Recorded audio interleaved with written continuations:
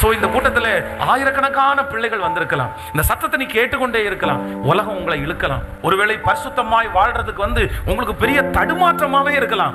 ஆனா நான் நம்புறேன், ஆண்டவர் இந்த கூட்டத்திலேயே தனக்கான ஒரு ஆளை தேடுறாரு. அவங்க படிச்சவங்களா அல்ல, அழகா இருக்கிறான் அப்படின்றதுக்காக அல்ல, இல்லைன்னா நல்ல ட்ரெஸ் போட்டிருக்கானா அப்படின்றதுக்காக அல்ல, அவனுடைய பின்னணி என்ன அப்படின்றதுக்காக அல்ல. கர்த்தர் ஒரே ஒருத்தரை தேடுறாரு. யார் தெரியுமா?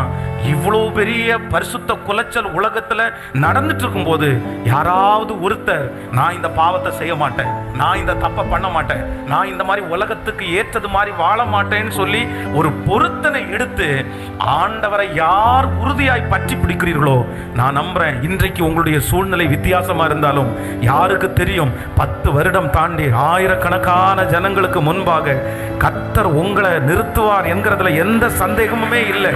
அன்றைக்கு உங்களை பார்த்து நிறைய பேர் ஆச்சரியப்படுவாங்க. எத்தனை பேர் ஆமோதிக்கிறீர்கள்?